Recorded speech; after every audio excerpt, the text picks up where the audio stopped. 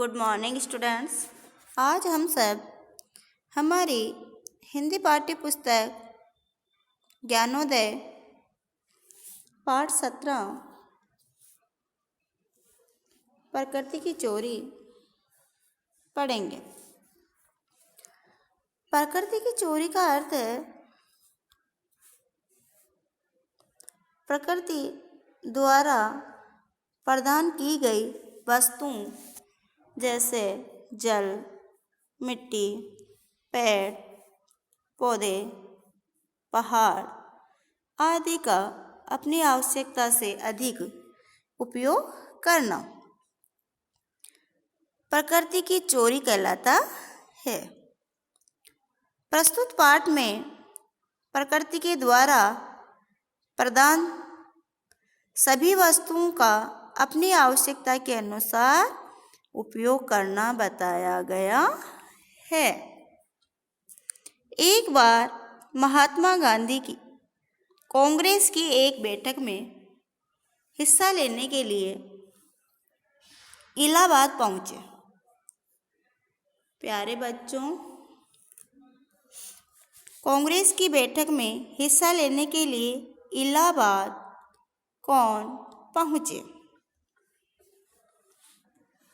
इलाहाबाद महात्मा गांधी पहुंचे।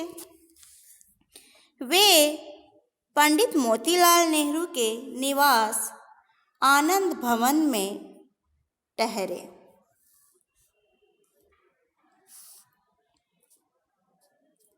गांधी जी बड़े ही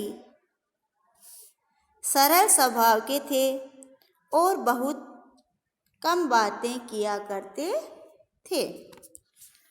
प्यारे बच्चों, गांधी जी कैसे स्वभाव के थे? गांधी जी सरल स्वभाव के थे, बहुत कम बातें किया करते थे। एक दिन सुबह सुबह गांधी जी मुंह हाथ धो रहे थे। तभी अचानक मोतीलाल नेहरू के बेटे जवाहरलाल नेहरू ने उन्हें देखा और उनसे बातें करने के लिए रुक गए। प्यारे बच्चों, किसने गांधी जी को सुबह सुबह देखा?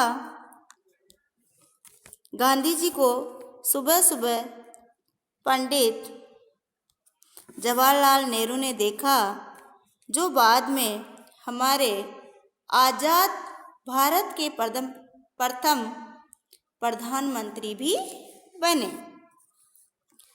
नेहरू ने गांधी जी को देखती बातें करने के लिए वहां रुक जाते हैं। उस समय गांधी जी मुंह धोने की तैयारी कर रहे थे। गांधी जी ने जितना पानी हाथ में लिया मुंह धोने के लिए, वह पानी बातों ही बातों में समाप्त हो गया।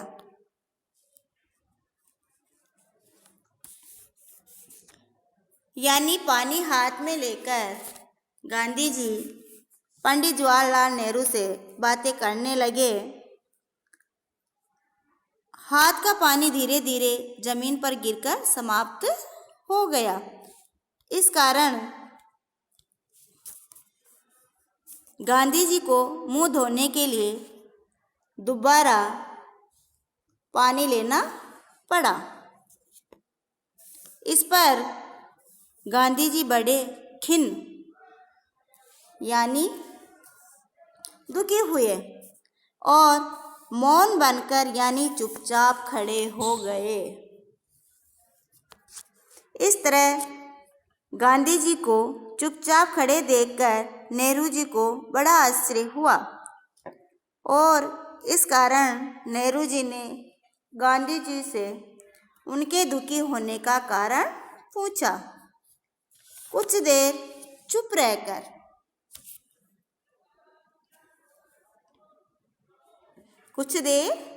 रहकर गांधी बोले, ध्यान न रहने से मेरे द्वारा लिया गया पहला जल मैंने अनावश्यक रूप से खर्च कर दिया।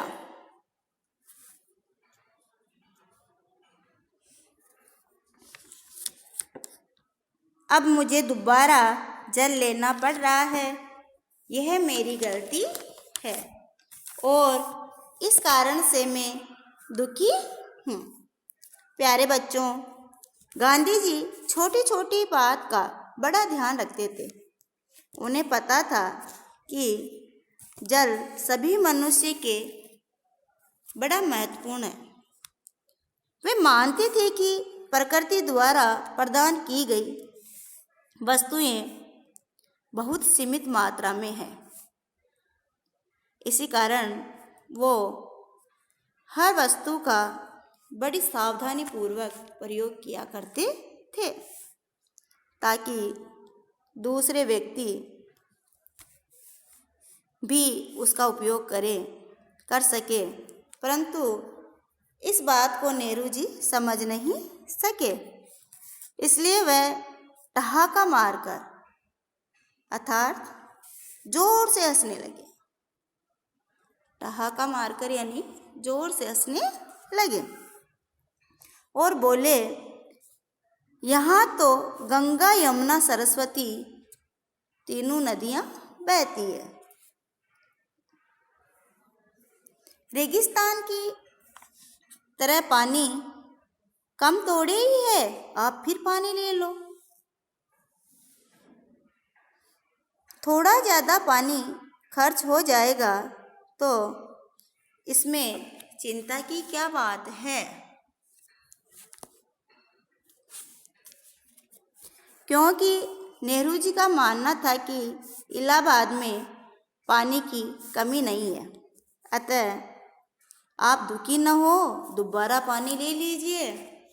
परंतु इस बात पर गांधी जी नेहरू जी को समझाते हुए कहते हैं, गंगा यमुना सरस्वती मेरे लिए ही तो नहीं बहती। प्रकृति में कोई चीज कितनी भी उपलब्ध हो, मनुष्य को उसमें इतना ही खर्च करने का अधिकार है जितना उसके लिए आवश्यक है। ऐसा न करने से दूसरों के लिए कमी पड़ेगी और वह प्रकृति की चोरी मानी जाएगी। प्यारे बच्चों, गांधी जी समझाना चाहते थे कि प्रकृति में स्थित वस्तुओं का सभी का समान अधिकार है। अगर हम प्रकृति में उपलब्ध वस्तुओं का अत्यधिक उपयोग करेंगे तो वह एक दिन समाप्त हो जाएगी और आने वाली पीढ़ी उस वस्तु का उपयोग नहीं कर पाएगी। इसलिए हमें हमेशा चाहे पानी हो, कोयला हो, बिजली हो, सभी का प्रयोग आवश्यकता के अनुसार करना चाहिए, तभी हम प्रकृति को सुरक्षित रख सकते हैं। गांधी जी की बातें सुनकर नेहरू जी उनसे बहुत प्रभावित हुए। बाद में दोनों अच्छे मित्र बन गए। शिक्षा, प्रकृति प्रदत्त सभी वस्तुओं का उपयोग हमें सावधानी से तथा विचार कर करना चाहिए। शब्दार्थ,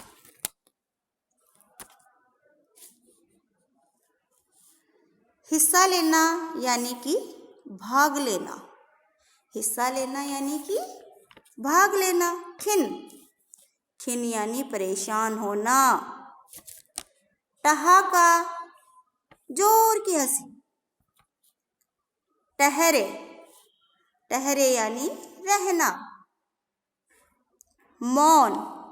मौन यानी चुप रहना।